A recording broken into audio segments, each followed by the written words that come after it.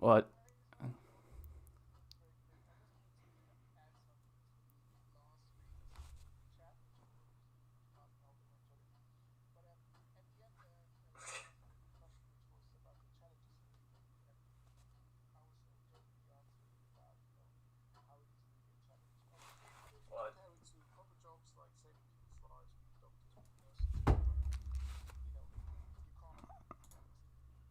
Yeah, I apologize to interrupt you yet again, but I think you guys aren't coming through, but I am.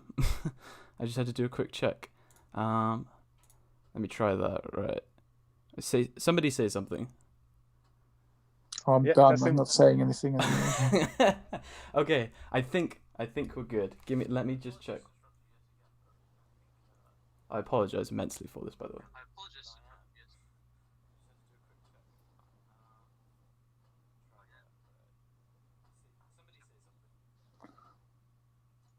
Yes, there we go. We're good. We're good. We're back. Okay. Round 3 for Fabian trying to say this Okay. point. Where did we? What did we not hear? We didn't hear anything that short. Okay, yeah, no, nothing at Right. all. So what? God, there you go. Come on. Tell us why you're back. This is my subtle plan to get you here for a whole another hour rather than just 5 minutes. I'll be here for 4 minutes now, or even just 3. No, so no one heard anything that I just said. I don't think so. No. God, it was so good. So thanks for having me back on again for a couple of minutes. I'll be very quick, but it was very good fun last week, and I enjoyed the chat, and I hope everyone else did too. But you asked me a good question at the end, actually a question that I don't think I've been asked before many times, which was about the challenges of a DP, and I was jokingly answering about that you can't really compare it, that there isn't really any challenges. You can't really compare it to there isn't any. And I say that because if you compare it to a normal job, a job where you save lives or, save people or, it's hard to compare them. And so I always say it's not a challenge. But obviously there are challenges. And there's one particular one that I just wanted to mention now because I think it's a good thing to finish on, especially with a lot of the young guys here probably listening who want to get into the film industry and who are interested in how this all works. And it's something that's very dear to me and to a lot of people, but one of the biggest challenges for us, for cinematographers, but also for the rest of the industry, is integration of all sorts of people, of everyone, equality, making everyone equal. It's something that's been inequality has been around for a long, long time, and we're finally at a stage now in the world and in this industry where this is being tackled, and it's a great thing. There's huge amounts of amazing female cinematographers. There's huge amounts of all sorts of ethnicities in this industry, and we need to really be behind it. We really have to be behind helping everyone to be able to be a part of this. That's a really important thing, I think, and that's probably the biggest challenge that we're facing right now as DPs or as anyone else in this industry, is to make that happen. And so that's very important for all of us. That's it. Okay. Thank you so much for coming back. 2 minutes. I really appreciate you coming back to talk to us on this show. And I guess that message is just incredibly important, and it's a really great note to kickstart this episode.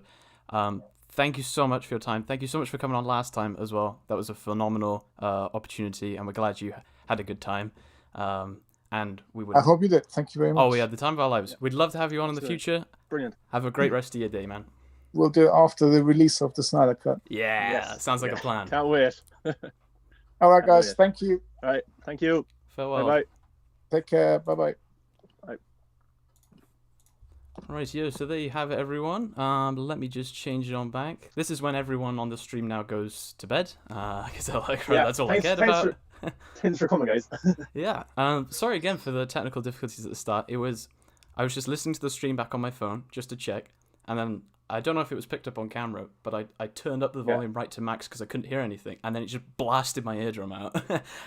Well, lucky it was just me talking. I gave my introduction, and then Fabian was only talking for like 10 seconds before he interrupted. Yeah. This is But the thing. We need to just I'll have do. like a start of the show where we just go like blah blah blah in our microphones for 5 minutes just to chat. Yeah, we could dance around or sing or something. So people could hear us. Thankfully we picked it up before Fabian got to the end of his message. You imagine he's like, right, I'm gonna go now. Like, yeah, we didn't get any of that. Sorry. Well, I suppose I'll do my introduction again if people want to hear it, because I Yeah. thought it was a pretty good introduction. Yeah. But no, basically what I said before about Fabian was saying a very important piece. Episode 5, welcome back to the Movie Buffs podcast. I can't believe we're already 5 episodes in, and you guys we've come back again to watch us, so we must be doing something right. Or maybe it was just the attraction of Fabian that people wanted to see, and that's probably the reason too. But anyway, Maybe. this is episode 5, and Fabian just gave his piece there, which was great to see as well. But in this episode, we're going to be talking about DC and Marvel and their kind of phases that they're going through, the slate in terms of movies and streaming services now as well. And yeah, so I suppose we'll get into that in a few minutes. But man, how have you been since the last stream?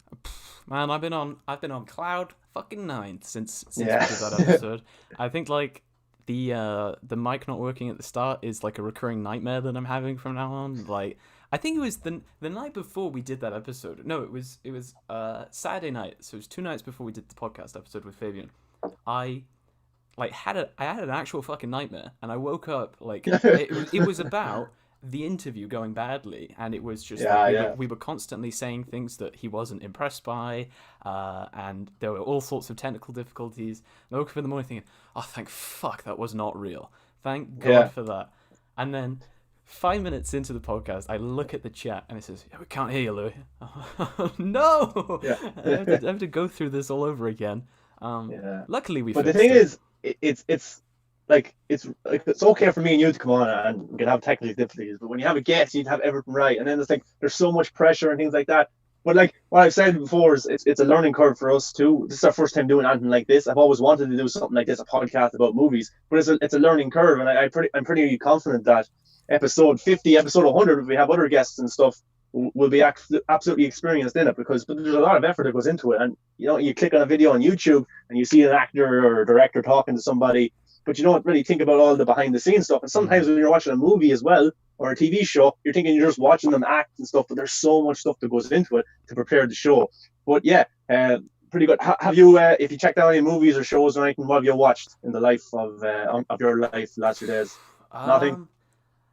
Am I gonna be boring and say nothing again? I would try and think. Monday was just I was like lying in bed and I couldn't sleep because I was like, that was a really fucking cool thing that we got to do.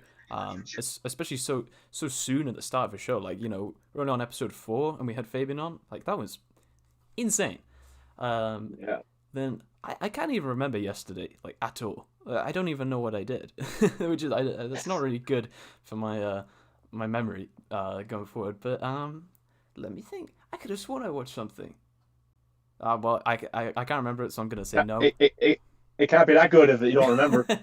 Well, I mean, yeah, you said it, not me. I haven't personally checked anything out. What about you? Just been. What have I watched? I watched last night. Well, I was doing a stream on my own channel last night, just having a few Q&A and discussion and stuff like that. But I'm just watching that show, The Flight Attendant. I'll probably start that show everyone's raving about now. The show, what's it with Nicole Kidman? And, The Undoing. I'll probably start that now soon enough. But also, I was watching that Flight Attendant, and it's pretty good. Kaylee Cuckoo's in it. She's from Harley Quinn in the animated show as well, the Big Bang Theory, all those kind of things. But yeah, it's a pretty good show actually, and it's a lot. There's a lot to it.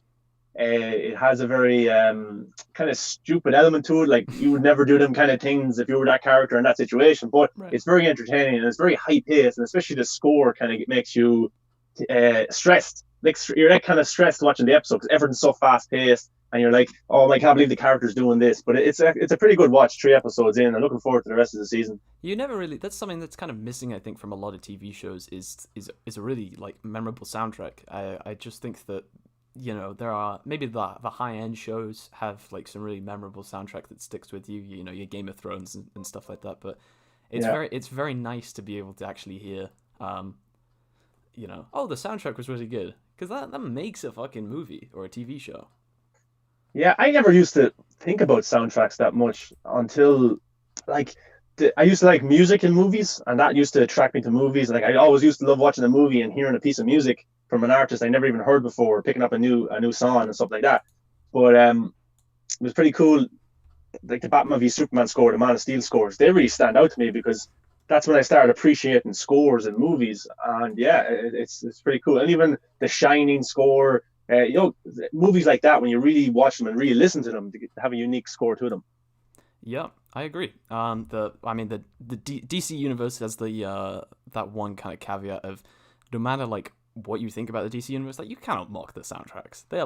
Yeah, They are god tier. I'm just listening back to the stream, just checking because I think there might have been the most tiny bit of echo on coming out of your mic, but that was a problem on my end, not yours. So don't worry about okay. it. So I think it's all good. Yeah. Anyone in the chat, if there are any like technical awkwardness, if there is any technical awkwardness, or anyone's muted or anything like that, or everything's horrible, just let me know in the chat and I'll fix it straight away. You can talk about some of the scores in DC movies that you've really appreciated over the last few movies, and I'll just check on the thing. Yeah, no worries. So let me think. Well, Man of Steel was obviously kind of like just mind-blowingly good soundtrack. You have the genius of Hans Zimmer behind that, and it's just incredible. And I don't think anything will ever beat like the epicness of Flight or Krypton being destroyed, the final fight in against Zod. That kind of set the bar, I think, for movie soundtracks going forward. But I think, it's my personal opinion, Batman v Superman soundtrack was, just insanely good. And I get massively nostalgic, even though it's 2016. It was only like 4.5 years ago at this point.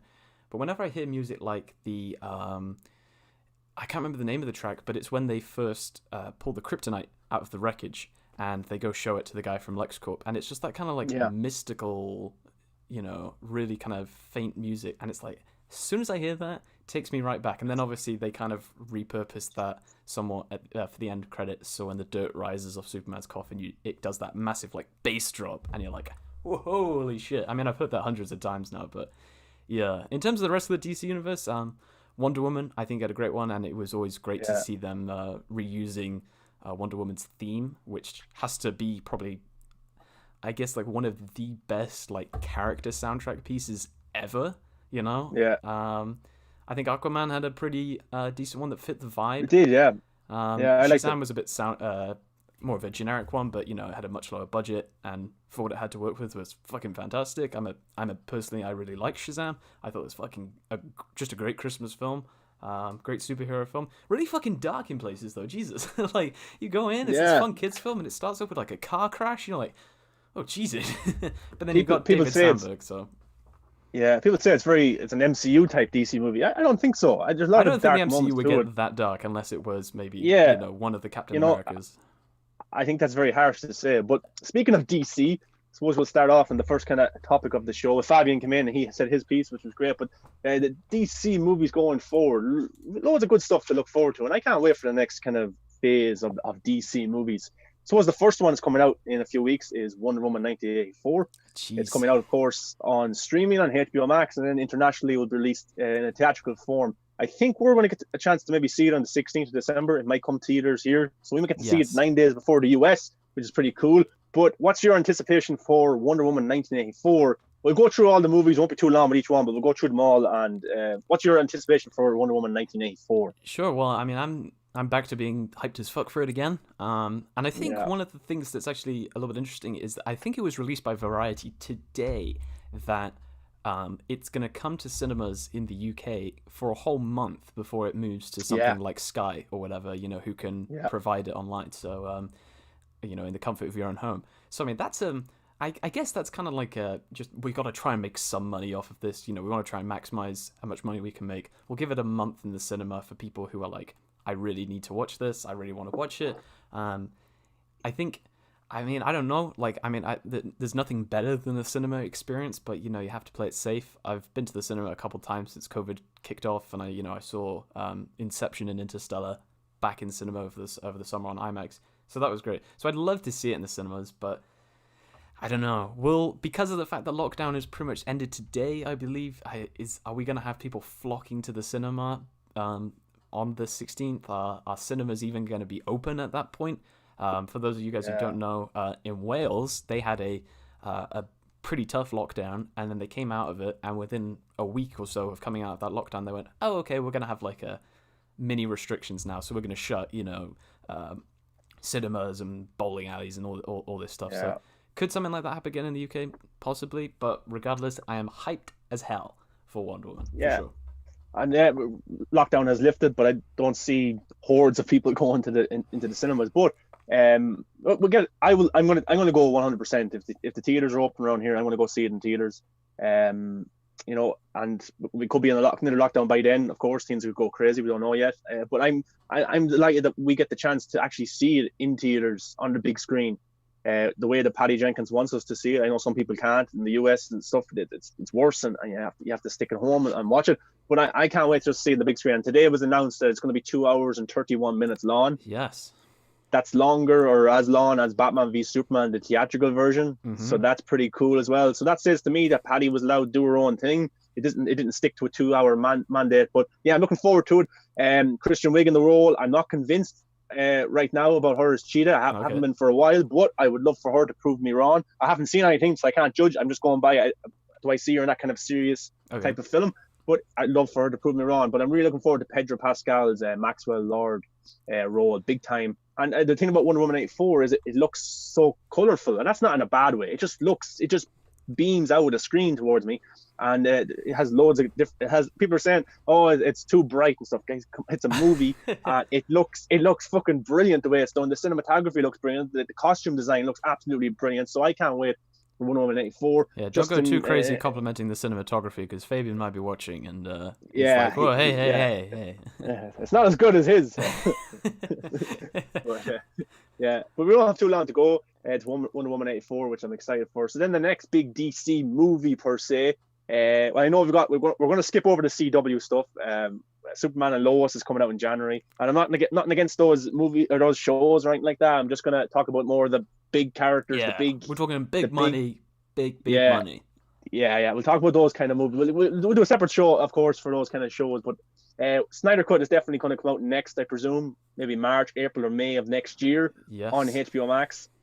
And so look, the Snyder Cut is the one we're really looking forward to. We've been looking for this film for the last 3 years, but man, how excited are you for the Snyder Cut coming out in 2021? And that's not too far along. That could be 4 months from now or 3 months from now. It's brilliant. And I think this is the crazy thing, and it's crazy that this also extends to Wonder Woman, but the fact that we're now at this point where it's like, oh, Wonder Woman 84 comes out soon. Oh, Zack Snyder's Justice League comes out.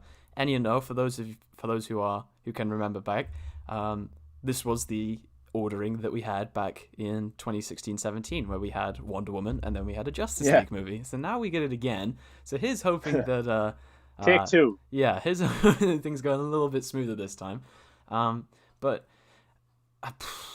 it's crazy, right? The fact that and even it's a reflection it's shown in this podcast as well. The fact that we went from seeing Justice League as it came out, going like, whoa, what the fuck happened there? But, that didn't seem right. To now being at the point where we're sat here having a chat, we just had Fabian on for a couple of minutes, and, the cinematographer of the actual film, when it comes out, it's coming out in a couple of months. Like, this is just fucking crazy. This is an insane train ride, and I really don't want to get off, ever. Yeah, I can't wait. I just can't wait to see Ben Affleck's Batman back. Oh, yeah. Henry Cavill in the black suit. There's so many stuff that I just can't wait to see in the real way it was supposed to be seen. We get to see it as a series, then we get to see it as a movie, then maybe a black and white movie, and we might get the chance maybe to see it as a theatrical release as well in some capacity. That'd be cool as well. So I'm really hyped for the Snyder Cut, and I just can't wait. I'm counting down the days, and I won't believe I'm watching it until I'm actually sitting down and I'm watching it. I still won't believe it then. I'll be like, what the hell is going on? This is, and then I'll be like, I have to wait a full week to see the episode 2. Yeah, that's the debate. Is like, I saw this on Twitter going around when people were looking at when they first found out it was going to be a miniseries. It's like, oh, do I want to wait and try and watch all of it at once? It's like, you're not going to stand a chance if you go online. First thing you see are going to be spoilers, 100%. Yeah. So It's gonna suck because that means at least what 3 times I'm gonna be sitting there and then it's gonna end and then I'm gonna go fuck, I gotta wait a week. Like, come on, like why? Come on, HBO Max. Why don't you just put me down for like 2-month payments, right? And then let me watch the whole thing at once. Like, go on, be accommodating, please. Yeah. But it's good it's a series as well because hopefully it'll create online buzz and discussion and trending, which is good, and bring more people to HBO Max, which is good for Zack Snyder's Justice League. So I can see why they're doing that from a business standpoint, which, yeah, if that means the possibility of more Snyder Cut, then of course, put them out that way if you want, if it works. Yeah. So yeah, that's pretty good. So hopefully you won't wait too long, hopefully March or April. But then have you been watching Titans the last 2 seasons, the TV show? Not the second one. I haven't seen the second one yet. Yeah, many people are very gone to diverse. HBO Max though, hasn't it? Everything's Yeah, that's moved what from I was just DC bringing it. Yeah, I was just bringing it into the conversation as well because the Twitter pages and the Facebook pages have been promoting Titans as well because they're coming out. Yes, I've seen a lot of that. Yeah. Yeah. But I presume what's going to happen is probably the Snyder Cut's going to come out, and then when that finishes its run, probably Titans is going to be pretty soon after, so they can use the marketing with the two. But yeah, that show is coming out, and then around the same time as the Snyder Cut season 3, they're shooting right now. So that's the very thing. kind Do of. you think they're gonna maybe want to stagger that a little bit? Let Titans have some time to breathe, and then let the Snyder Cut come out, or do you think they're just gonna like fuck it, drop it in the same month? It depends, I suppose, because not too far after that is the Suicide Squad film with James Gunn. Yes. And that might be a HBO Max film as well, depending on how the scenario is. Could you imagine? That's crazy. Yeah. Just to see the COVID, doing that to films halfway through next year is crazy. Well, look, Wonder Woman's on HBO Max, the Snyder Cut, Titans, all these shows. So it's not a mad it's not impossible that it wouldn't happen. But that's another DC show that's coming in the next few months. But talk about the Suicide Squad. That's coming around August 2021. Many people hate James Gunn. Many people hate the sequel to this movie. What's your opinion on that whole situation? Hey, at bottom, and I don't want to sound like just give me the next product. I don't care about quality. Yeah. It's another awesome DC. Well, I can't say awesome because I haven't seen it. It's another DC film coming. It's using some of the the characters that I really liked in Suicide Squad. I loved Rick Flag, obviously Harley Quinn, just kind of doing her thing. I'd love to see the continuation of her story through DC so far. I've loved to see how she's gone from being just a sucker for Joker to being her own character, her own person. So to see that continue, as well as in a much larger group dynamic, I think it's gonna be pretty cool. Yeah, James Gunn. I mean, he's got his sketchy comments, let's say, that people will always bring up. From a filmmaking standpoint, I mean, Guardians were fucking fantastic. Just to name the most recent comic book thing that he's put out. And the fact that, he was given the choice to say, what do you want to do? And he chose Suicide Squad. And, I've been following him on social media for a lot and just seeing the amount of research that he's done and the amount of care that he's taken is really cool. And I'm glad that he's taken a squad-based film, just if we're going to follow off Guardian's success. I don't personally... I mean, I would have watched it anyway, but I don't think I would have been happy with him doing like a Superman film or something like that. I just don't necessarily know if that would be...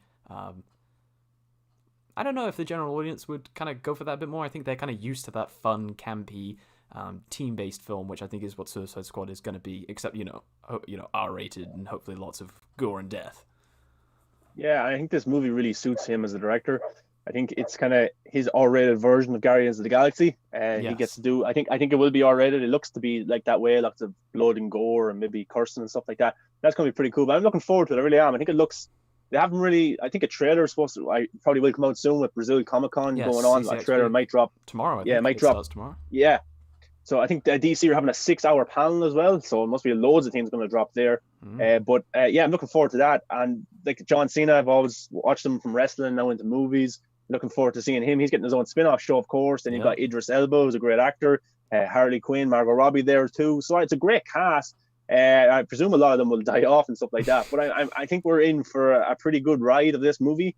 And it looks like DC, it is a bit hypocritical that they didn't give David Ayer his vision, but they're giving James Gunn whatever he wants to do. But look, that's the old DC, and hopefully the Ayer cut will get put out someday. HBO Max, you listening? We know you want to see that Ayer cut. We want to see it. Yeah, I presume that's what's going to happen to that at some point in the future. But like, that's just keep showing David support and stuff. But I'm looking forward to. Like, people say, you're condoning what James Gunn did and stuff like that. Look, I like James Gunn as a director. I like the Guardians movies, the two of them. I like what he's done. I think this suits him. I think I would have been maybe on your side if he was doing a Superman movie. I don't think that really suits him as well. But I think it really is good for him to do this kind of movie, to be unleashed with these characters. And I'm looking forward to. We don't have too long to go either. But and then the Peacemaker show is coming as well in 2022 with John Cena. So I think it's all good signs. And yeah, the Suicide Squad film looks pretty badass to me, and I'm looking forward to it. I don't condone any of the tweets he made years ago, but again, they were years ago, and their tweets and social media and stuff like that.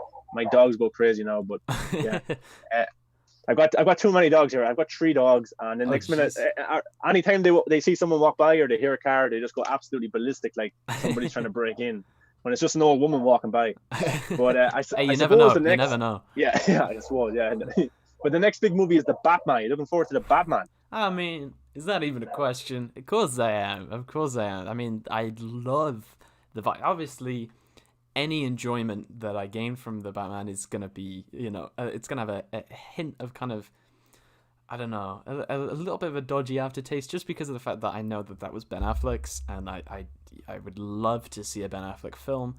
But, the rumor mill, if we are to get Ben Affleck HBO Max, Ben Affleck, this not being Ben Affleck's film doesn't make me not want to watch it. I still want to watch it. It looks fucking insane. I trust Robert Pattinson. I think he's great. I trust Matt Reeves. And the trailer that we got so far, and it was amazing that they put that together, because they'd only shot a very little part of the film. They were like, oh shit, let's make a trailer for Fando, and it ended up being probably one of my all-time favorite trailers. The vibe you're getting, the Catwoman, Penguin, and Riddler, and it's this is really fucking cool. Yeah, and I only had 30% shot, and they came out with that trailer. And I've always been behind Matt Reeves. I love the Planet of the Apes films, of course, but people giving him a lot of shit because it wasn't Ben Affleck, it wasn't a Zack Snyder Batman version. But it's a great director with a great actor with a great supporting cast as well. So I think we're gonna get something pretty special with the Batman movie. Of course, pushed to 2022 now, March 2022 with COVID.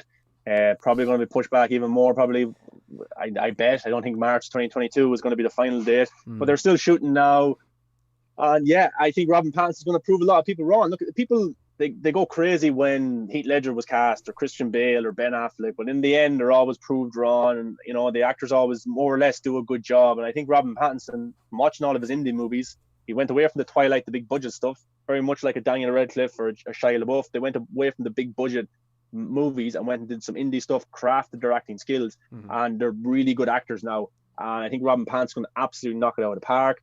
And there's so much mystery. It has some Seven vibes to it, but overall, the Batman looks very promising. And I know it takes place, the DC universe is completely different than it was in 2016. It's not the DCEU like we knew. It's more like the DCEU multiverse. Anything can happen. Any character can pop up and things like that. But yeah, overall, the Batman is something that I absolutely can't wait for. My favorite character of all time. I mean, it's just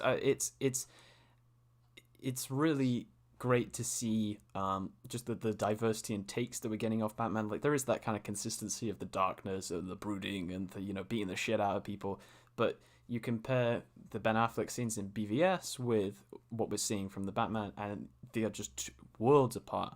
And I'm like, why would I be complaining about this? I'm getting multiple interpretations of a character that I fucking love, and they are all doing it justice, in my opinion. Why would I be like, I don't want to see any more of this? Hell no, keep bringing it, as long as it's good quality. Yeah, of course. And it looks like it's going to be a trilogy and a big success. And there's already a spin-off to that movie as well, the Gotham Police Department's show to HBO Max, which I'm sure will be good as well. Probably a high budget, probably different from the other Gotham TV show that we got a few years ago. But yeah, it looks like it must be a good world he's building, or the HBO Max wouldn't give him money to do a spin-off with his television company. But then the next kind of DC movie, which we don't have a release date for right now, it had a release date, then it was pulled off the slate, was Black Adam. Of course, Dwayne "The Rock" Johnson. I think it's brilliant to have The Rock in the DC universe because he is box office. People love him all around the world. Big star. Any movie he's in, even if it's a bad movie, it makes money. It makes its budget back because he's in it. He has such an international presence. But that is not the reason why why we want him just to make money. We want a good Black Adam film.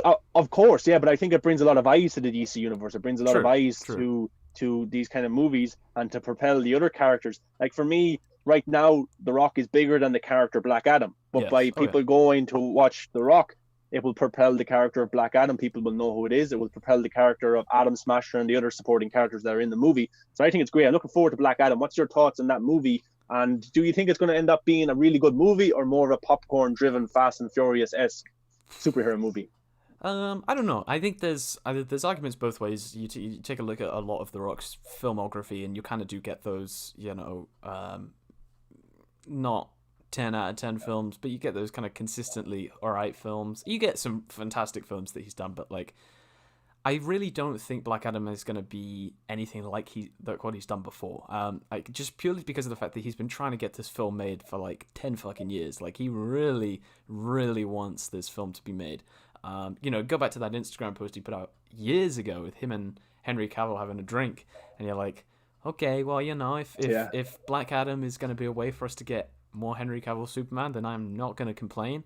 I think that'd be an awesome thing if maybe Black Adam 2 or 3, or whether it's not technically in that trilogy and we just get like a Superman and Shazam versus Black Adam at some point, would be really cool. So yeah, I think my main hype for Black Adam comes from what it could potentially deliver in the future with Superman related content, but on face value alone, I'm hyped as hell. I think it's just going to be, again, it's DC kind of showing that we're just going to go and, spread our wings and just do films all over the shop,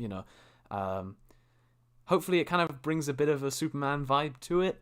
I think that'd be nice, a bit of a Man of Steel vibe, but Man of Steel's its own beast, so I don't know. I'm hyped as hell. I think obviously I think The Rock is a fantastic choice for it. I really hope he does a good accent rather than just like speaking with an American accent or Hawaii or whatever, but like just like a casual Western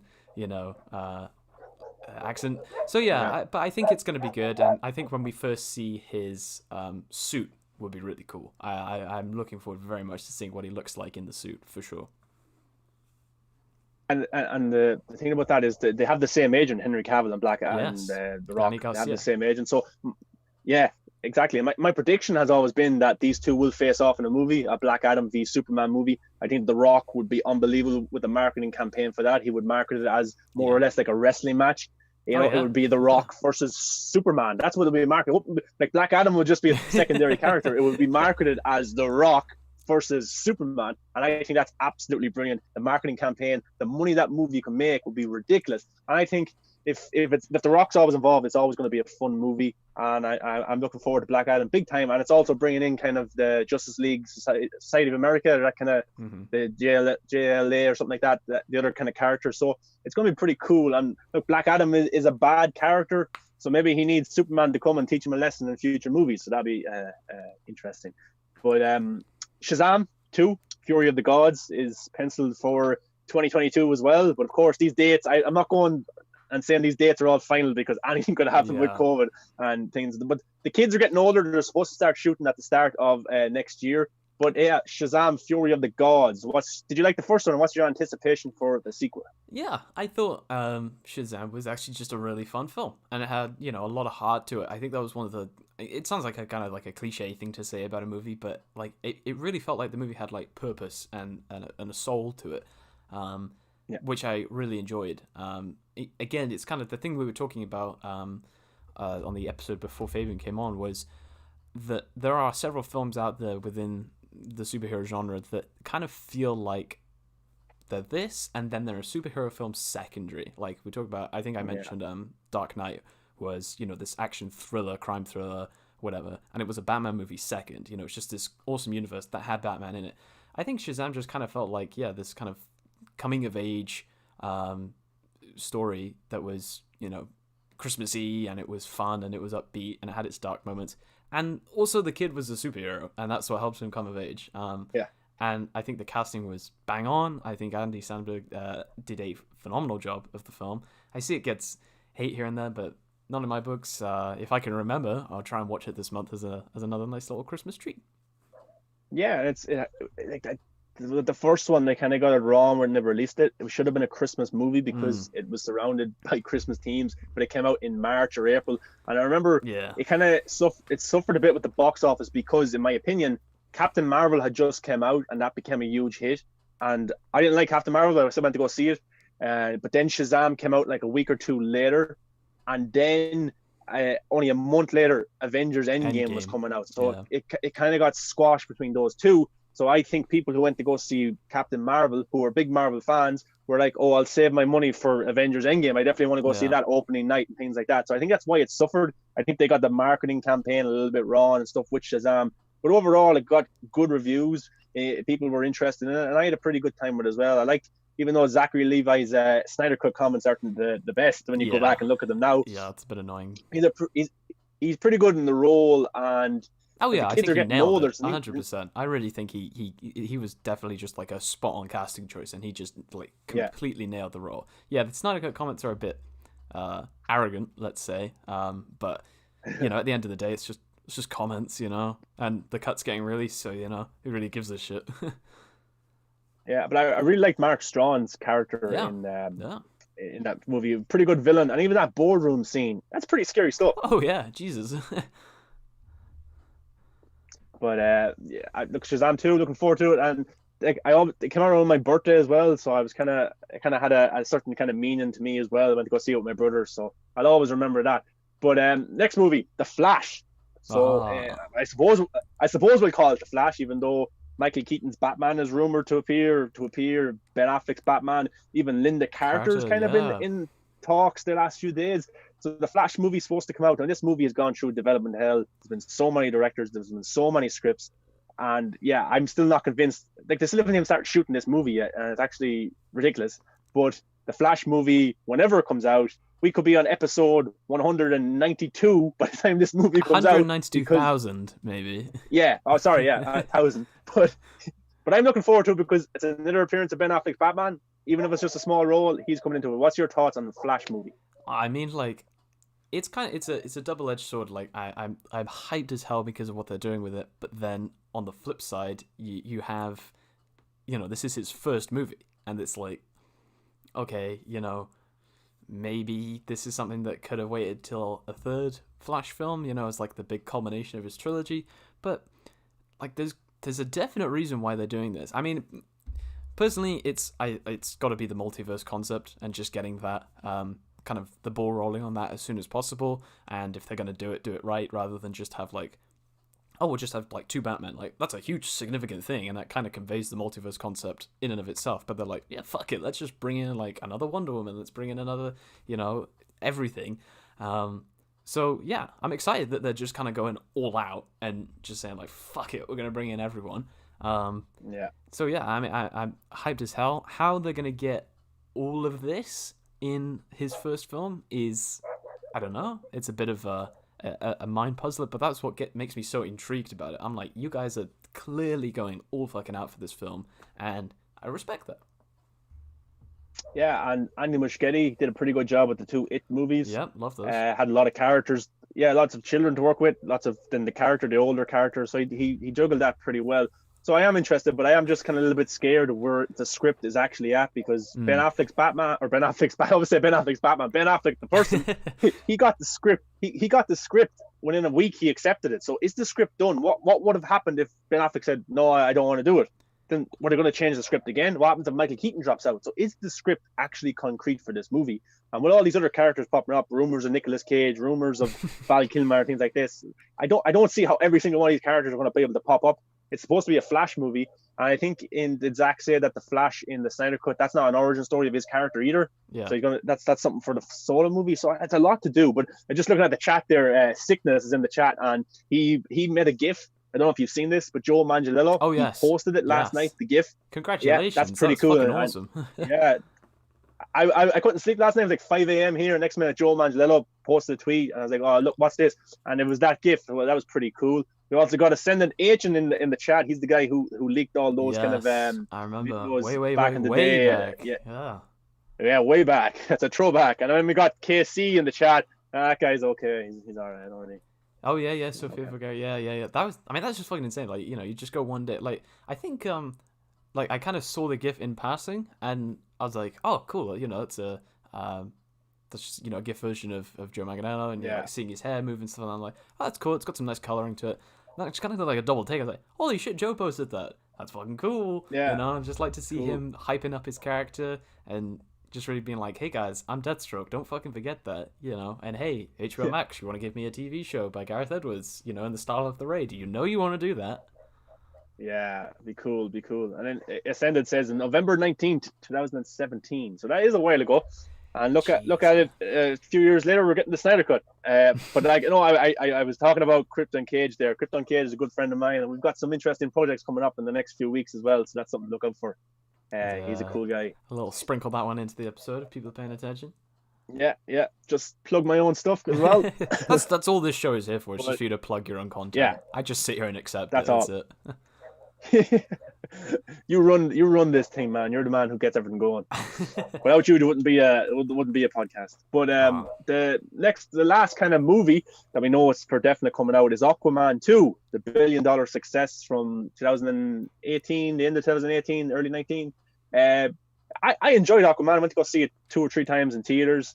Jason Momoa was perfect for the role, absolutely brilliant. Mm-hmm. I'm interested to see the Snyder Cut though, how different his character portrayal of Aquaman is in the Snyder Cut to the Aquaman solo movie, because all the shit did happen then. Yeah. And James Wan did kind of, even though I like it, he did kind of have some fun elements in there with some humor that didn't really work. But Aquaman 2, of course, controversy around Amber Heard's Mira. But aside from that, are you looking forward to Aquaman 2 and maybe James Wan getting a little bit more creative freedom? Yeah, well, obviously one of the things, if that dynamic between Aquaman and Zack Snyder's Justice League, there was a lot of communication between James and Zack in Aquaman's production, just saying like, oh, you know, Zack offering his suggestions here and there on what to do, James suggesting, you know, like, oh, I want to deviate a little bit and do this and that. So basically from on face value, at least, I'm not going to pretend to know everything about what happened behind the scenes, that they were collaborative and they were working together. And Zack, even though he had to take that kind of backseat role, was still showing his hand and in numerous DC properties. So, I mean, I don't necessarily think that James Wan's Aquaman was that, you know, criminal a departure from what was happening or from what Zack is probably gonna do in Justice League. From the sounds of things, you know, it's gonna be his Justice League is definitely his kind of a fish out of water tale, and him trying to, you know, find his place in this new league. So we can, whereas Aquaman is him about exploring his home world or his homeland, or, you know, whatever you want, his home, I'll just say, with characters he knows. So it's understandable if you approach it like that there's gonna be a difference in the way that he acts in those environments. And tonally speaking, I was happy that Aquaman was, you know, a bit crazy. It had its dark moments, you know. You have all these issues of like parental abandonment. You have you've got these fucking alien like sea creatures that are all coming after you, and you have that beautiful shot of Aquaman and Mera going underwater with the flare, and, you know, them all swarming on top of them. That's brilliant. So I mean, like, really cool. I'm hyped as hell for Aquaman 2. I think if it can just keep up the costume design work as well from Aquaman, which has to be probably the best costume design I've ever seen in a film, like, ever. I think Black Manta's suit has to go in a museum for being so goddamn cool. But yeah, I'm hyped. I love the suits from that movie, and even the Aquaman suit that he gets near the end. People were saying, "Oh, it looks terrible." I love that suit. It's pretty cool. Amazing, and it was one of those ones that you know, it was. Is it going to translate well to the movies? You know, you see it in the comics, you see it in animated shows or whatever, and it's that kind of smooth gold and green. And it's like, that could look a bit campy in the film, and, you know, there's nothing wrong with that. But then you start, and I'm like, whoa, whoever was the costume designers for Aquaman, you know, give them all the money in the world and let them work on every goddamn film, you know. And Michael Wilkinson, who, you know, who's worked with Zack on a lot of projects, you know, you guys deserve all the money. You guys are fantastic at your jobs. Yeah, it was pretty cool. Even the Patrick Wilson Keen Orange suit, pretty cool. And goddamn, that was good. Black Manta as well, pretty cool. But did you see Krypton Cage's comment in the comments there? Do you want to read that out? Always fun catching the I'm not too impressed. Specifically because of Louis, not so much. Well, I mean, you know, it's that's just what the people say. I will transfer you the money once the show is over. So yeah, thank you. Yeah, I mean, it's always good to see you in the chat.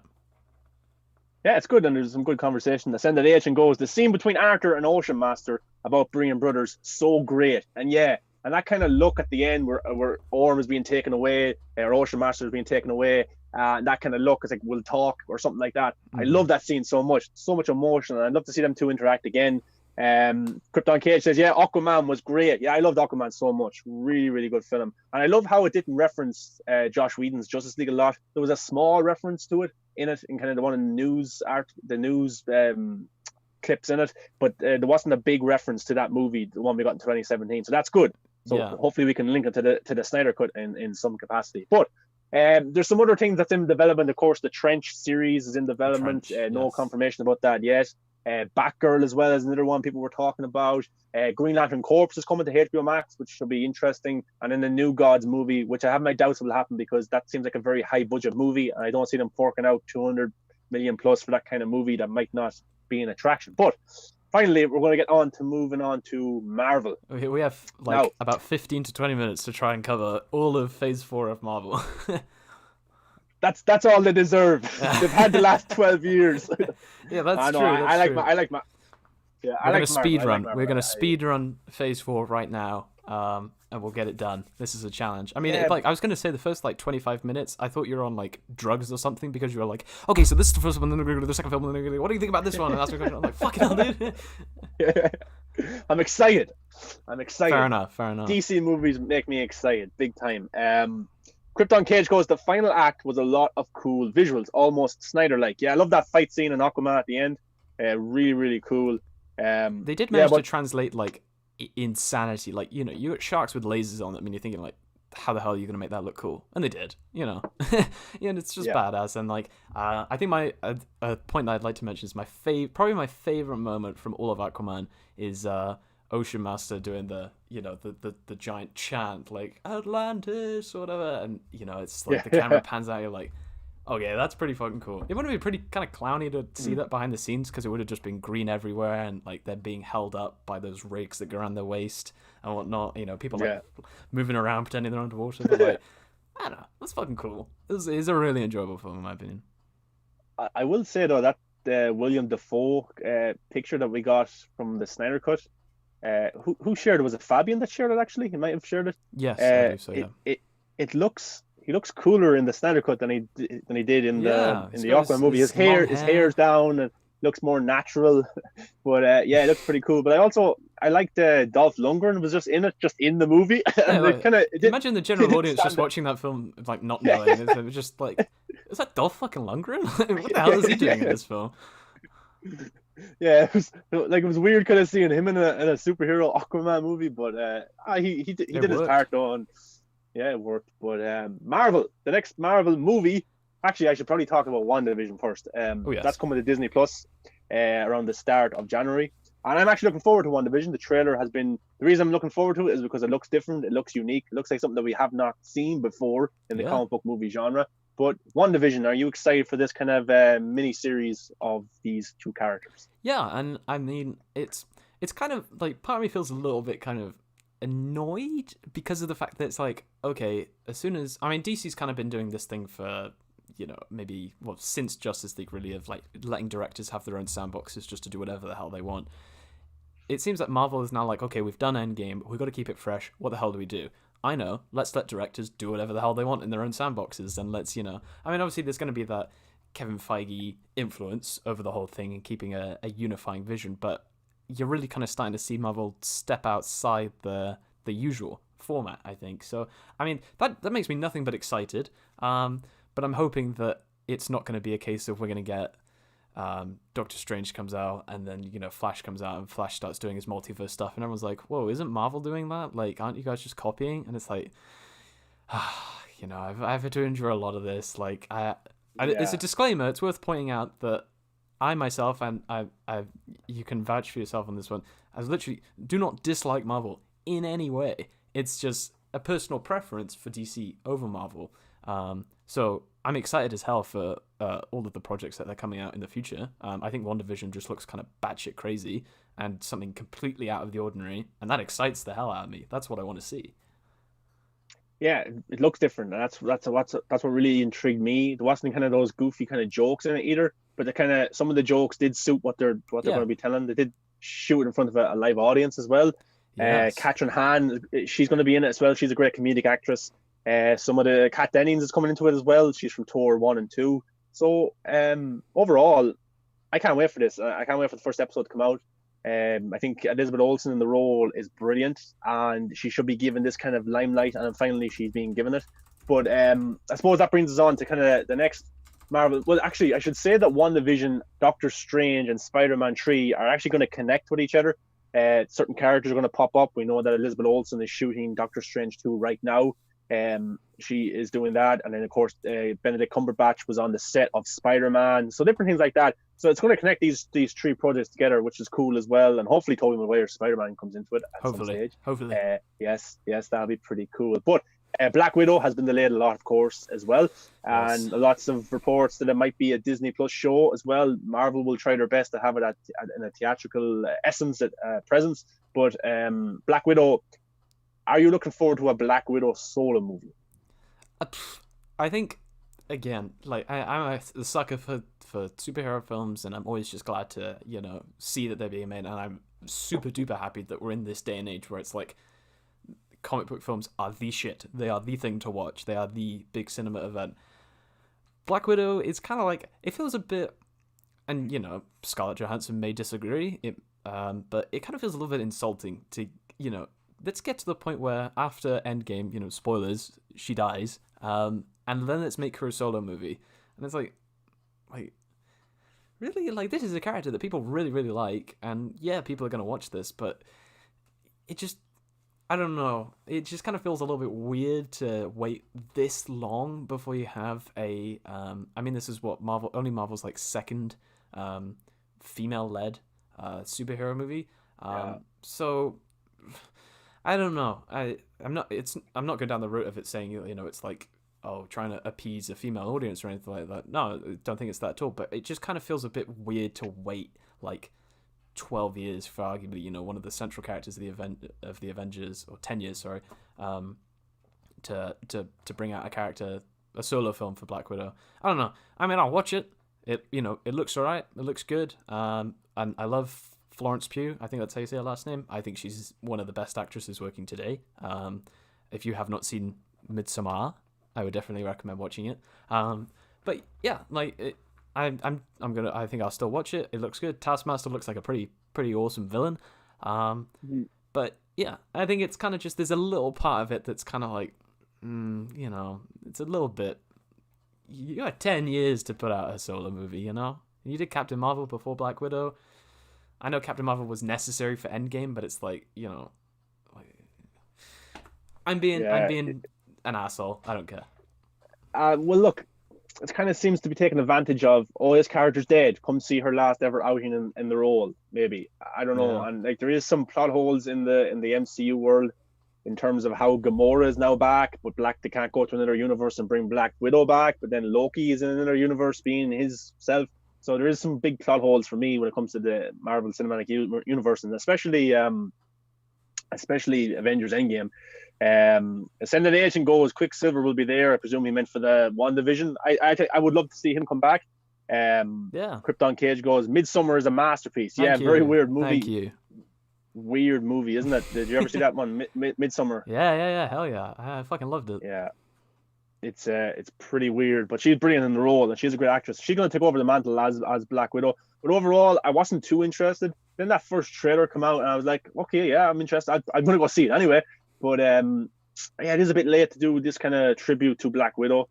But it looks like Florence Pugh will take over the role. She's going to be in the Winter Soldier and Falcon show. She's going to be in another show she was confirmed for. Yes, that's exactly it. Yeah, Hawkeye. So yeah, she seems next. Maybe this is her kind of this. Maybe they're using Scarlett Johansson's star power to propel Florence Pugh as the next Black Widow. Maybe that's what they're doing, and if that's what they're doing, that's a pretty good idea. Because people are going to go see Black Widow for Scarlett Johansson. They're going to come out talking about Florence Pugh. So that's a pretty good.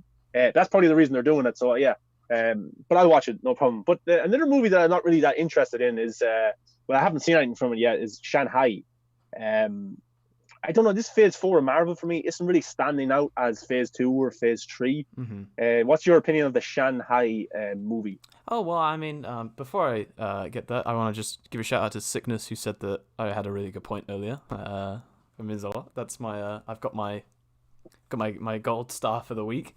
But yeah, I mean, again, I don't necessarily, like, there is a massive pessimist in me that's kind of like, Marvel is kind of really stepping up its representation game after Endgame. And, I mean, it's not a case of, I'm not making any, I'm not saying any, negative thing towards like Marvel in terms of saying that they're a discriminatory company or anything like that. But there is just some kind of really weird coincidence behind saying, oh, let's get our super big $3 billion film out the way and then let's go like all out. It's like, I mean, I'm excited. Don't get me wrong. I'm excited as hell for these Phase 4 movies. And I like that Marvel is stepping out and kind of, really expanding as to what types of films it does and really upping its level of representation, which was something that Fabian talked about at the start of this episode. That was really important in an industry like this, both in front of the camera and behind it. So I'm really happy about that. But yeah, I mean, I'm not going to pretend to know anything about the Legend of the Ten Rings films. I know it's been alluded to over the course of the MCU with Easter eggs here and there. Yes. So, yeah, I mean, I don't really know anything about it, so it's kind of hard to gauge my excitement for it, but I am happy. My one-sentence summary is I'm happy that Marvel is upping its representation game, for sure. Yeah, absolutely. That's a good point as well. Like, I don't know much about the movie, don't know much about the comic books. The cast looks diverse, which is good, and it's given a platform to those kind of people from those areas in the world. So that's good to see as well. I know maybe it is a shame that's happening 10 years after the Black Panther came out, huge hit, was great for that kind of character to be seen. But yeah, they left it a bit late to do a female character driven film. Wonder Woman came out, then they wanted to do one. Now they have another one coming. But yeah, it's pretty good. But another one which I'm actually interested for is because Angelina Jolie's attached to it, is The Internals. Yes. Another movie, of course, we don't know much about, of course, as well. But the cast looks pretty good. Salma Hayek is in it as well. But these are kind of movies we're talking about now that we don't know much about. We haven't seen anything. But the shooting is pretty much one of them. I think Shanghai is done, and Internals is probably soon enough to be done as well. I think chat is calling you out on it. I think it's Shang-Chi, not Shang-Chi. Sorry, Shang-Chi. Thanks, guys. That's why we have the guys here. Yeah. He's purposely making those mistakes to see if you guys are paying attention, just so you know. But remember, I'm Irish, and we don't pronounce anything right. Oh, so, right, okay, all right, fair enough. Yeah, you got to give him that, guys. Otherwise, he's just being blatantly racist. So I'll let chat make their minds up about that one. I'm never going to hear the end of that from KC because he thinks he's on my case a lot about certain things, and now that's going to be another thing. Oh, well, there you go. What were we talking about? I've completely forgotten. Eternals. Oh, yeah. Another one, yeah. Yeah, Kit Harington, I believe, is in it. And, whatever the name of the actor is who played Ned Stark. I think. I just got to check that one. I don't want to be proven wrong on my own show. No, not Ned Stark. What the hell's his name? It must be a good, interesting project if Angelina Jolie's attached to it as well. It's got a pretty diverse cast also. Oh, yeah. I mean, this is just really pissing me off. What the hell this guy's name is in Game of Thrones. We've got Barry Keoghan as well. He's Irish, so that's pretty good for us Irish. He's going to be in it. He's also in the Batman as well, I think, which he's getting pretty good roles. I'm just gonna. I'm sorry. This. Rob Stark, Richard Madden, that's it. Okay, Jesus Christ, that took me a long time. Yeah, I'm fairly sure he's meant to be in it as well. Yeah. So yeah. I send an H and goes, do Irish people even speak English? Not really. No, not very well. We don't. We put like it's like we have different sayings here, and we add like a she or a shy. So it depends what you're saying. That's why I'm saying people say Zack Snyder. I, for a long time, used to say Zack Schneider because that's the way we kind of thought. We always end things like that. So, yeah. Yeah, there you go. Ascended H and help me out. Richard Madden. Yeah, it was. Yeah, so, I mean, again, it's like a nice big ensemble cast, and they're kind of pushing out into some maybe lesser known projects that to try and kind of keep the MCU fresh. Because obviously, I think that was the overwhelming concern for the MCU was after they got through Endgame, they were like, what if people just go, okay, I'm done with the MCU now. I've been watching this for 10 years. Not in a negative way, like I'm fucking done with this shit, but just a case of like, okay, I've seen Endgame. It's got to that culminating point. I'm not really too fussed about Marvel anymore. So to see them upping their game and really kind of pushing, I don't know what the phrase is, kind of just expanding what it is that they're looking to put on the big screen is really cool. And yeah, it's coming at a time when DC is moving into the multiverse concept as well. So I think the genre as a whole has done a really good job of kind of keeping things fresh. It's a very saturated market in terms of, it's just like comic book films every year, albeit aside from this year being the 1 year with no Marvel film. But the year where Birds of Prey dominated. Yeah, and hey, genre. I got to be careful about my opinions, but I really enjoyed Birds of Prey, and I said 2 episodes ago that I thought Captain Marvel was better than a lot of the people gave it credit for, and I got shit for that. So I'm gonna say I really enjoyed Birds of Prey, and then I'm just gonna hide for a little bit. I'm still afraid. But I think we can all agree Birds of Prey would have been better if Jared Leto was in it. So yeah, it's one of those things. It's given that it is meant to be this emancipation. It would have just made sense for him to be in there. I don't know if like the studio's just like that scared that Jared Leto has some kind of like opposite Midas touch to Joker now. I don't know. Zack Snyder obviously doesn't seem to give a shit because he's like, I've got additional photography, so here you go. I'm gonna bring Jared Leto, and I keep seeing that meme. It was like it was like a picture of Zack, and it said something like, oh, you hated Joker? I'm going to bring it back. I'll fucking do it again. Just watch me, Everything that you say that you hated about my films, I'm just going to do it again, because fuck you. I hope there's a second wave of people who really want Jared Leto's Joker back, because I remember in 2016, I was still in school at the time, and girls loved Jared Leto's Joker. They loved the relationship between Harley Quinn and Joker, and Halloween was packed of people dressed up as the two. So I think DC made a big blunder by not having Jared Leto in more of the movies, and also having there is rumored of the two of them having their own movie, which would be pretty cool. Ascendant Agent goes, you like Birds of Prey and Captain Marvel. Ascendant doesn't. I don't think Ascendant. He doesn't really like female-driven movies. I don't think Ascendant. Maybe he'll come back with a comeback there. Krypton Cage goes, sorry, Lewis. Birds of Prey, Captain Marvel, really cancelled. I mean, come on, guys. Like, you guys give me so much shit for just expressing my opinions, man. It's just like, we spent a whole episode talking about Zack Snyder's. I nearly said Zack Snyder's Birds of Prey. Then Jesus Christ, we talked about Zack Snyder's Justice League. I'm allowed to go to the flip side of DC and say I like some of the other properties. I don't fucking care. All right, Birds of Prey was fun. I think the choreography was fucking sick on the fight scenes. And I wish that characters like Huntress got some more time because they were really fucking cool. But aside from that, I liked it. And you're all saying JK now. They're all saying JK now. They don't really mean that. They just want to see me cry. Ascendant Agent goes, no. I love great movies with female movies. I love Pitch Perfect with female characters. Yeah, I love Pitch Perfect too. Actually, I actually really get. I love to sing along to that. Yeah, I do. But, there you go. You're kind of using your DC bias here to go away from the Marvel stuff. We're talking about Marvel stuff, and you bring up DC. Man. I'm just excited. We had a whole 40 minutes talking about DC. But Marvel, but the likes of Shang-Chi, whatever it's called, and Eternals. Very diverse films with characters that I don't know anything about, so I'm interested to learn about these characters because I don't read comic books. The movies and the shows is what I use to learn about these villains, these superheroes. So that's pretty cool. But Spider-Man 3, of course, I said it links up with WandaVision and Doctor Strange. What's your excitement level for Spider-Man 3? It's pretty high, but I'm sorry, I'm bringing it back to DC again. Ascended Ancient calling me out and saying choreography was sick. I'll have you know, it was what the hell's his last name? Chad Stahelski or Stileski? The guy who directed the John Wick films was in charge of reshoots for some of those fight scenes. So, I'm not gonna have that. I mean, it's not just saying that it was good automatically because Chad did it, but I fucking liked it. All right, I'm gonna cover the chat now so I don't have to deal with your guys' abuse. Spider-Man 3, hell yeah. I mean, this is something we talked about a couple of episodes ago.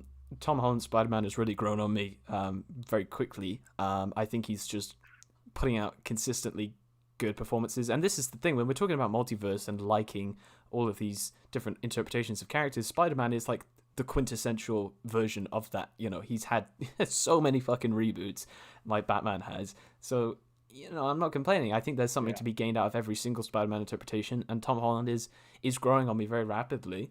And I'm hoping for a good story where he's kind of really taking charge, given that we've had The Homecoming where he was, you know, Stark Jr., where we had Far From Home where he was learning that he doesn't need Tony, and he can maybe handle things on his own. So it'd be nice to have a final film that is all about him really kind of solidifying himself as Spider-Man. And yeah, I'm fucking hyped, and bringing in Electro, and any other, you know, as we talked about before, potentially bringing back Doc Ock from the Tobey Maguire films. I mean, how are you going to explain that again? Maybe it was the machine that he creates in Spider-Man 2. Maybe that opened a portal to Tom Holland's New York City. I don't know, but I'm excited. Yeah, it's going to be cool to see these characters come back into this into these universes, to these movies. And like the director for me has done an okay job. I liked Far From Home a lot more than Homecoming, especially with Jake Gyllenhaal's character. I thought he brought something pretty cool to it. I really liked his what's it called, Mysterio. What's the character? Mysterio. Yeah, I really like that. Even the last kind of act of the movie where them two were fighting, pretty well done, and how Spider-Man kind of tricks them as well. So I like that. With Spider-Man 3, loads of rumors. Andrew Garfield, Tobey Maguire. I hope they do happen. Of course, it's a Tom Holland movie, but I've really started appreciating Tom Holland as an actor. I've seen some of his other work, and he's a really good actor. That movie, Devil All the Time on Netflix, he gave a really good performance in that. Robin Pattinson as well. But I think he has the potential to be the best Spider-Man ever. For me, it's still Tobey Maguire, because he had his 3 movies where he was the lead, he was the guy. So I think I know the universe is kind of, they want to bring in references to other characters and stuff, but I'm looking forward to Spider-Man 3 because of the excitement and the buzz around it. These characters coming in, Doctor Strange as well, maybe WandaVision having some substantial reason to why this is a multiverse as well. So, but I'm pretty excited for Spider-Man 3, and Tom Holland, for me, with the right script, with the right kind of story, can be the best Spider-Man for me. But it needs time. It needs maybe a better direction. But again, it's the MCU, and they have this kind of template for Spider-Man right now. But let's see.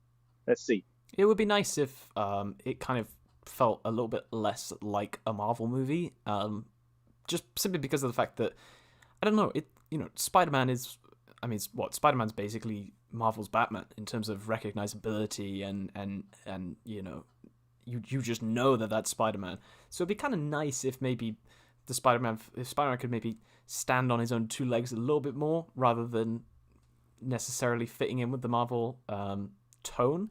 But Tom Holland's Spider-Man, I think, again, this is kind of contradictory to that. Tom Holland's Spider-Man is kind of like the quintessential Marvel character. He is that quippy, fun character that just kind of seems to fit in with exactly what Marvel has been trying to do in all of its films and succeeding. But for a 3rd film, yeah, I'd like to see maybe it kind of, I'm not asking for fucking Logan here, but, you know, just something that's a bit more standing on its own 2 legs. Again, that's the only way I can describe it. But who knows what the hell they're going to do? Who knows how the overall tone of the MCU is going to change with the whole multiverse stuff? Or is it going to still be like, oh, we've got this multiverse thing with like 4,000 Doc Ocks from 4,000 different Spider-Man reboots or whatever, and still you're cracking like quippy jokes in the middle of a fight when you could die any second now? It's like, I don't know. Are they going to do that? Are they going to... It's very interesting to see. Yeah, and if you're going to bring in Tobey Maguire, if you're going to bring in Doc Ock, if you're going to bring in these kind of character actors, they need to suit the tone that we've seen them in their own movies. It can't just come into the MCU and adapt straight away to their sense of humor and stuff like that. But yeah, I will fanboy, as I said before on the show, I will fanboy out if Tobey Maguire is back in the Spider-Man suit and is just taking down guys and working with Tom Holland or working with whoever. It's going to be probably the best day of my life. That's what I'm looking forward to. Because I grew up in those movies, the Spider-Man and the X-Men movies. They made me comic book movie fan. You know, I really appreciate them so much. But now there's a movie that gets a lot of hate that I love, which is Thor Ragnarok. I really like Thor Ragnarok. I have yet to see Thor 1 and Thor 2 the whole way through from start to finish. I haven't watched them. But Thor 3, for me, I really enjoyed. Thor 4 looks pretty promising. It's going to implement the Guardians of the Galaxy. Is going to appear in that. Yeah. Taika Waititi coming back to direct it, coming off of his Oscar win for Jojo Rabbit. Yep. But Thor 4 for me, I think it's changed its character. Thor was kind of a certain way, and now he's kind of more of a jokey character. What's your take on Thor as the character and the way he's adapted from, say, the first Avengers to the way he is now? I mean, it's been an awesome growth, and it was one of the coolest messages I think that came from Endgame was the fact that, you know, depression and failure is not like what defines you. And I think that's, you know, that was one of the best things that came from Endgame, in my opinion, is no matter how like dejected and down and sad Thor felt, he was still worthy of holding Mjolnir at the end, which I thought that's a really cool message. It maybe was a little bit underplayed. I thought maybe they could have maybe put a little bit more emphasis on it, because it was a really cool thing to take away from the film, and no doubt could be helpful to many people. So I'm glad that they did that with his character. How they're going to treat him in Thor 4, I don't know. I think it's just going to be them going off the rails again, but just not in terms of complete insanity, but just let's do something really fucking creatively fun and over the top. And I think sometimes that's what a character like Thor can work with quite well. But yeah, I don't know. I'm excited for it. Female Thor is, you know, a promising idea in terms of just branching out and doing something that they haven't done before. I don't know. There's not a whole lot I can say. I'm looking forward to it though, for sure. Yeah, the thing with Thor 4 is it's implementing the comic book storyline of Jane where she gets cancer. And I don't know the full story behind it, but then she turns into a female Thor as well. But I hope they really, that's an interesting story point, because loads of people, of course, in the world deal with sickness, getting cancer, loved ones dying from it. So that's a big thing that I think they need to take in a serious tone. And also, it could add a lot of weight to the movie. And in Thor Ragnarok, there's some really dark moments in that movie as well, even though there is some comedy in between. You know, we've got Thor's father, he ends up dying. You know, you got his homeland, his world is gone, and then he has to bring his people on a ship, and then it's attacked by Thanos. Then we get this, in the next movie, and people die, and then Idris Elba's character dies also. So there's some pretty dark moments in that Thor 3. And Krypton Cage says Thor 1 is a masterpiece. I definitely need to sit down and watch them. But Thor 4, I'm looking forward to it. It's going to bring. I thought the chemistry. I actually tweeted the minute I got to come out of seeing Infinity War. I tweeted they have to do a Thor and Rocket and Groot spin-off movie with them three, and it's going to happen in this movie. Kind of the Guardians of the Galaxy are going to be in it a little bit, but I think I made that happen. I tweeted it out, and Kevin Feige saw it and said, "Yeah, it's a pretty good idea, so let's do it." Oh, there you go. You got reach. I'm sure Kevin Feige would love to come on the show at some point and have a little chat. Yeah, that'd be pretty cool. But like, I don't know if we get Kevin Feige on, we may have a lot of trolls in the chat here, and the DC trolls. Oh yeah. No, sorry, it was Ascended Ancient who said that Thor 1 was a masterpiece. You're gonna have. Oh, sorry. They'll be coming after you if you're not careful, man. Yeah, sorry. I don't know. Yeah. There you go. So we've given the proper credit now. Whoa, fuck no. What was I gonna say? Don't fall. Yeah, no, sorry. I was a little bit overwhelmed by the fact that the guys aren't coming after me right now. I thought, whoa, I get some time to breathe. I have no idea what the hell I was going to say. Oh, yeah, that was it. In terms of treating certain topics seriously, Guardians 1 did a very good job of... Because it was... I am totally sorry if I get this one wrong, but I'm fairly sure it was Quill's mum had cancer, right? Yeah. And then she passes at the end of the film. Well, not at the end of the film, but he reads her letter or her whatever at the end. So that was, and you know, I cried like a little fucking bitch at the end of Guardians 1. I was really fucking sad about that. So we know Marvel has a way of dealing with these sensitive topics, and I mean, it's one of those things that if they try to apply that typical Marvel campiness to something like somebody dying of cancer, then I really don't think that's gonna look good by any stretch. But hey, I'm not already cancelled. Screw you, man. I'm sorry. I love you. I'm sorry. I take that back. But the Taiki Watwadi, whatever you call it. See, guys, I need to go to a speech class. Right? TW. Yeah, TW. But no, but he's won a screenplay or an Oscar for his screenplay for Jojo Rabbit. So I'm sure he can definitely take this source material, take this story and make a really compelling story out of it, even though there's going to be loads of comedy dashed into it. But the thing with the Marvel comedy is it's a formula that works for them. It's a big success. They're not going to change now to a big degree, but it works for them. But I do like the Marvel movies, and when they do the kind of emotional moments, they do stick. Like in Captain America: Civil War, where Tony finds out that what exactly happened to his parents, Winter Soldier, and then he looks at Cap and you knew and all this. Like, that's brilliant stuff right there. And I actually said that Robert Downey Jr. should have been nominated for Best Supporting Actor for an Oscar that year, because I thought he gave an amazing performance in Civil War. And you have the people who said it copied Batman v Superman. I don't agree. There's completely different storylines going on there. Yes, there's probably the one kind of, look, there's two elements that are kind of similar. The two heroes are fighting each other and their mothers are brought into it. Yes, okay. But overall, they're two very different films, and I enjoy both of them. So, like, I'm a fan. Batman v Superman did it better, and I'll fight anyone who says otherwise. Yeah, of course. But that was a pretty good time to be a comic book fan. Stayed away from all the online shit where people were like, "Oh, don't go see that movie. This movie's better," and all that stuff. But that was the tipping point. I think as soon as we got BVS and Civil War, that's when I think like film Twitter just went to shit. That's when it just got really, really bad. Like, prior to BVS and Civil War coming out, people were like, well, I mean, there were loads of people just shitting on BVS before it even came out, which was I never get. And, you know, like, at least wait until you've seen the film or it's come out or whatever. Anyway, but yeah, it was a blissful time. People were happy. You have DC and Marvel fans holding hands and skipping through the fields, and now it's like a full-on wasteland with a little bit of hope.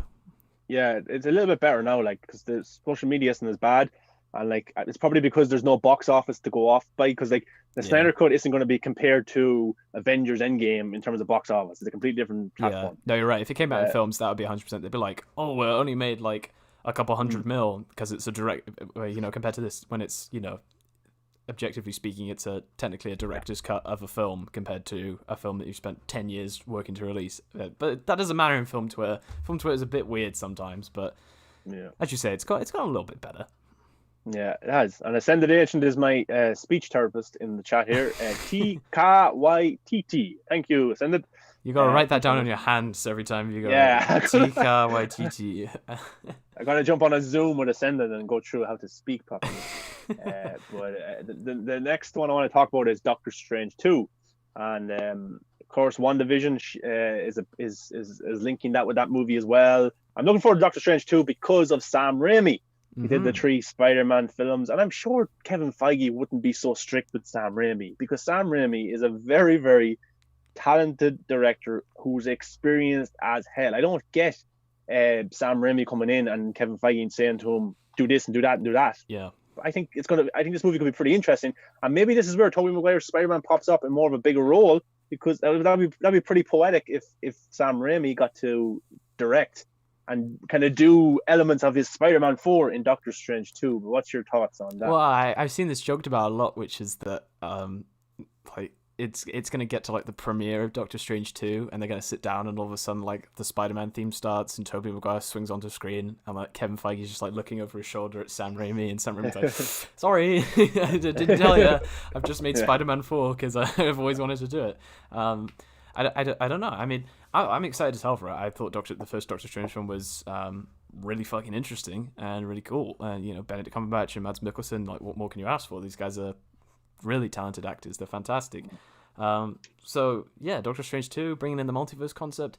I'm not too sure how much I buy into this whole, it's going to be a horror film vibe. I was expecting like Doctor Strange and somebody to be walking down a corridor and then someone gets like their head ripped off or something. It's just not going to happen in an MCU film, but I don't know.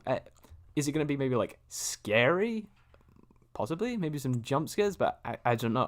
They're like two conflicting concepts. It's a complete juxtaposition between MCU and horror. So to see them reconcile that would be pretty cool. But yeah, I fully agree with what you're saying and what Krypton's saying in the chat, that yeah, Raimi doesn't really seem like that director that you bring in just to tell him what to do. He's already shown that he knows what he's doing in this genre, at least, just speaking from a superhero perspective. So he's not the type of person you bring in and say, all right, you got to do this, you got to do this, you got to do this. Like, who knows?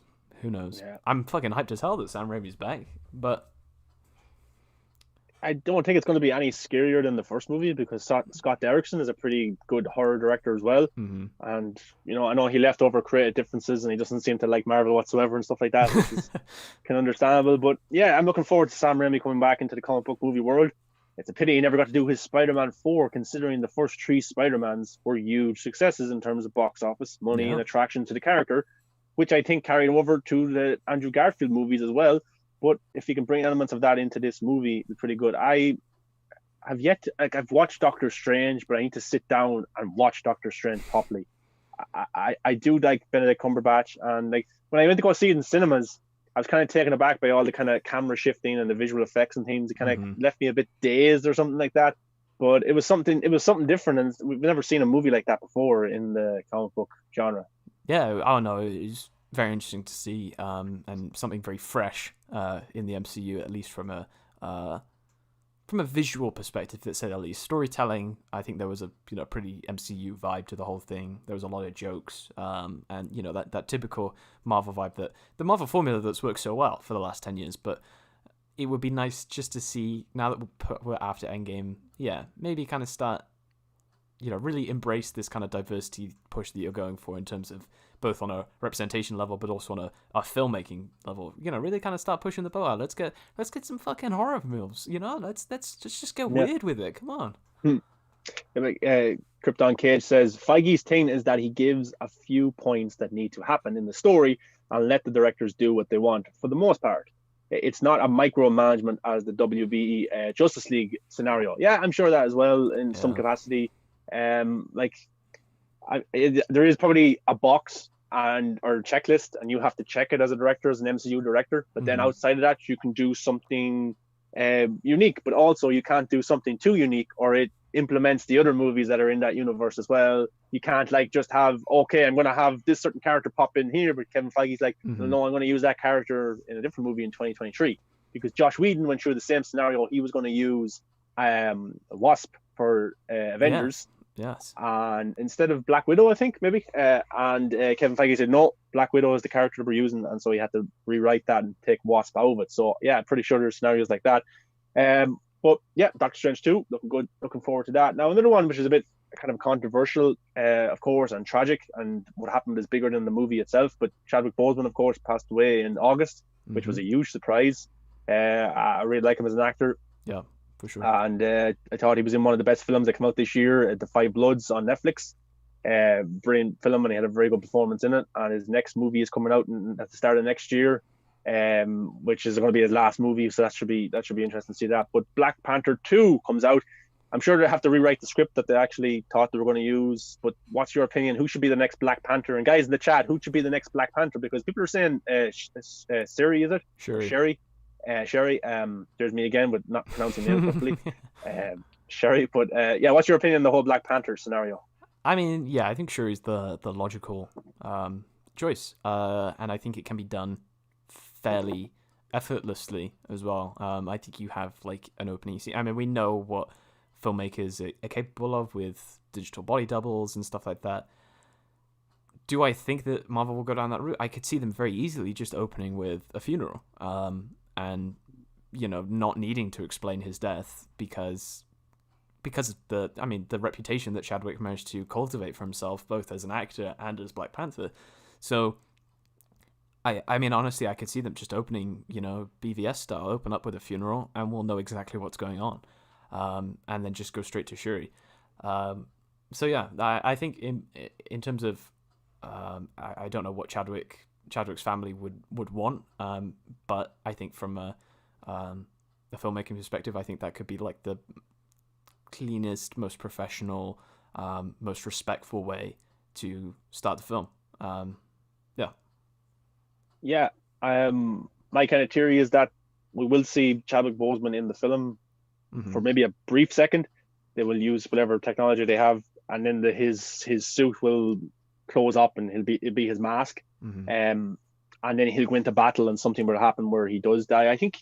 I know it's a terrible situation and it's terrible to even talk about this, but I think it would be good for the story if we did get some closure to his character instead of him being just gone off into the sun and You can still do that, of course, like a Paul Walker-esque thing that the Fast and Furious did. Yeah. But I think use Black Panther 2 as an emotional tribute to Chadwick Boseman in the role, and whoever is the next Black Panther, have them struggle with trying to live up to the mantle of not only Black Panther but of Chadwick Boseman as a person as well.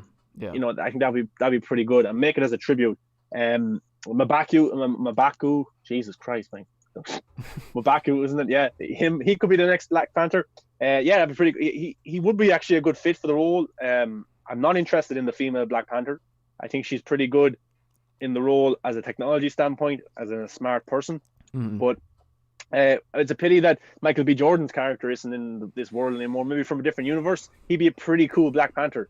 Yeah, but and that would be it's easily a multiverse thing to be able to do. But I don't want. This is one of my main concerns with the multiverse is I don't want it to just be kind of used as a fill the holes or connect the dots kind of tool where they're just like, oh, we need to have a new Black Panther. Let's just do some weird multiverse shit and bring Michael Jordan in. It's like, or Michael B. Jordan, I should say. But. Yeah, I mean, he would be brilliant. I think he'd be a fantastic choice, and I think you already have that instant recognizability. But I think the foundational thing with Black Panther is it needs to be this kind of respectful homage to Chadwick, and I don't think there's going to be any issue with them doing it. The idea of it being like a character having to follow in his footsteps is a pretty good idea, and a very real message that would resonate very clearly with the fans. As you say, it's not just living up to Black Panther, it's living up to Chadwick, for sure. So out of the three kind of choices, or four choices, M'Baku, Sherry, Michael B. Jordan coming back, or other, who would you pick for the next Black Panther? I'm in Camp Sherry, believe it or not. I just think that she would be I think as a character that people know the best, given that we've seen her she's popped up in Infinity War and Endgame and stuff like that, I think would be a good idea. And it's one of those awful things that happens in a lot of movies that we're seeing, is that there is that kind of backlash against having a female lead. But I just think this is one of those situations where that just wouldn't be applicable in any situation. I mean, it's never applicable, but in one of those situations where you would look like a real asshole if you were like, oh, I don't have female Black Panther, I don't want any women in my Black Panther films. It's like, you guys shut the fuck up. From the perspective of a successor to Chadwick, a successor to Black Panther, I think it just kind of makes the most sense. And she's already shown herself to be adept at fighting, albeit more with guns rather than kind of that hand-to-hand combat that we've seen from Chadwick. But yeah, personally, recast, we could never be friends. Do you like being wrong? Hey man, it's an opinion, all right? Jesus, I'm getting targeted today. I think logically, from a story perspective, I think Shuri makes the most sense. I think personally, I completely disagree with the idea of a recast pretending that is the same Black Panther. I think that would be, if anything, insulting to Chadwick's memory to recast and act like it's the same character. Personally, so that's something that no matter who they replaced him with, I think that just wouldn't sit right with me.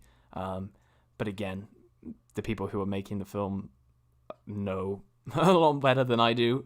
But personally, it just wouldn't sit right if they tried to recast him and pretend that it's the same. It's just somebody taking Chadwick's role rather than it making sense in the Black Panther universe. I don't know if I'm misinterpreting what you're saying, but yeah, that's just my 2 cents. Yeah, I don't want to see someone come in and pretend to be Chadwick Boseman's character. Have a new Black Panther. Now, if that's M'Baku, if it's Sherry, I don't really want Sherry. I think if you have M'Baku as the Black Panther and then had Sherry in the same role she was in the first movie, where she's kind of like a sidekick character, she helps Black Panther, then that I'd be okay with that.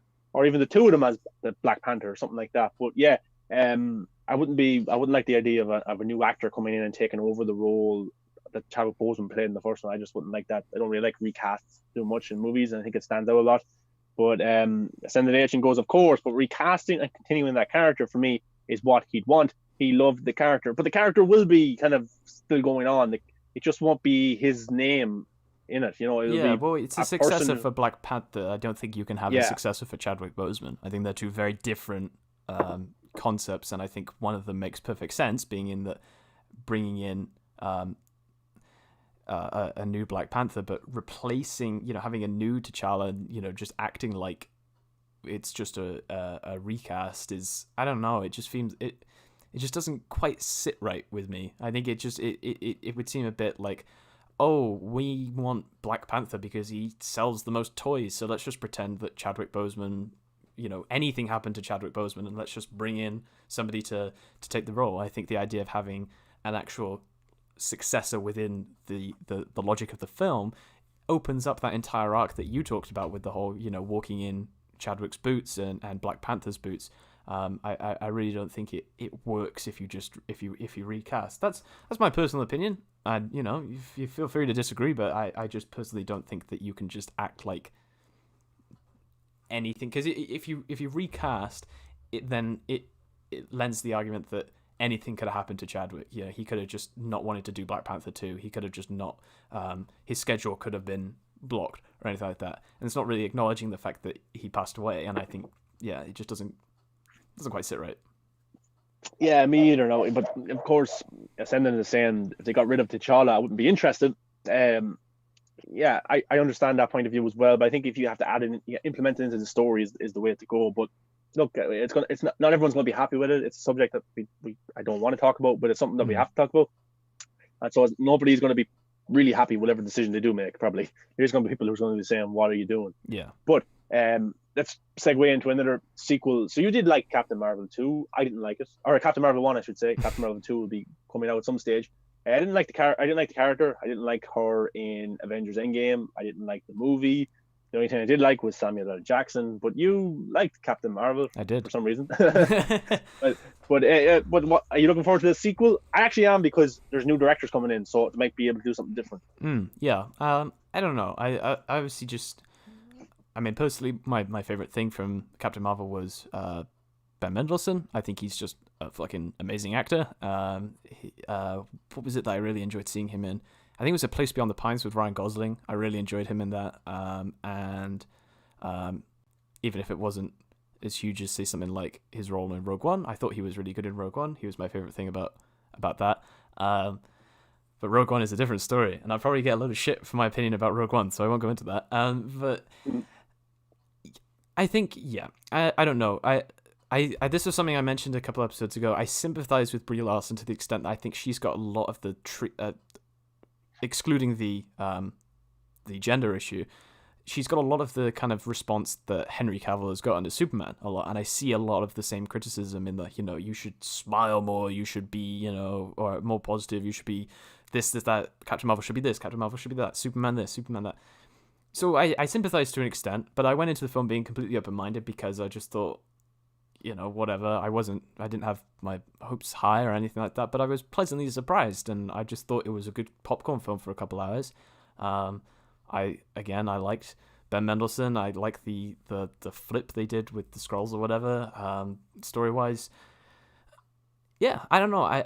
It's just one of those films where I came out and I was like, you know what? I actually enjoyed that a lot more than I thought I would. I don't think it is like the apex of the MCU. I don't think it's the apex of the genre, but I thought it was I'll just get this one out in the open right now. Ascended Ancient. I thought Rogue One was one of the worst Star Wars movies, but I'll just get that out. I'll pick that scab right now. I really did not like Rogue One,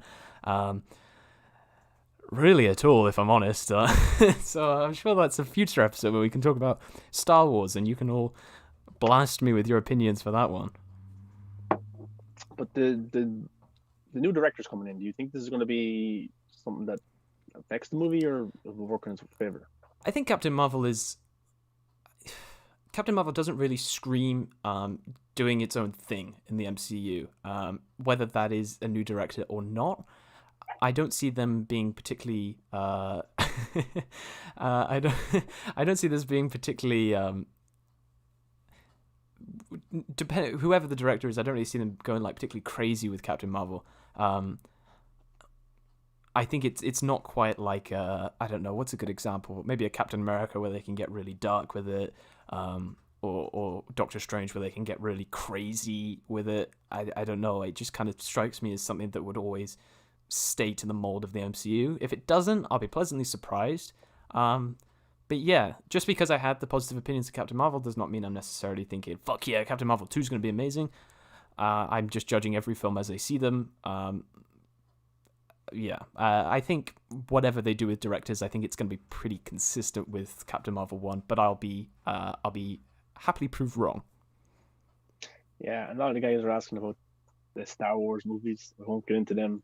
I will briefly say, Last Jedi, I thought it was the best movie ever. No, I'm kidding. I liked what Rian Johnson was doing and trying to push Star Wars in a new direction, but apart from that, I think Star Wars is getting pretty bankrupt creatively. And The Last Jedi was... Krypton Cage. I thought Last Jedi was an absolute massacre of Luke Skywalker, but whatever. We'll do Star Wars another episode, maybe the next one, or whenever we've got time. We will do a whole episode for Star Wars, and you can come after me then.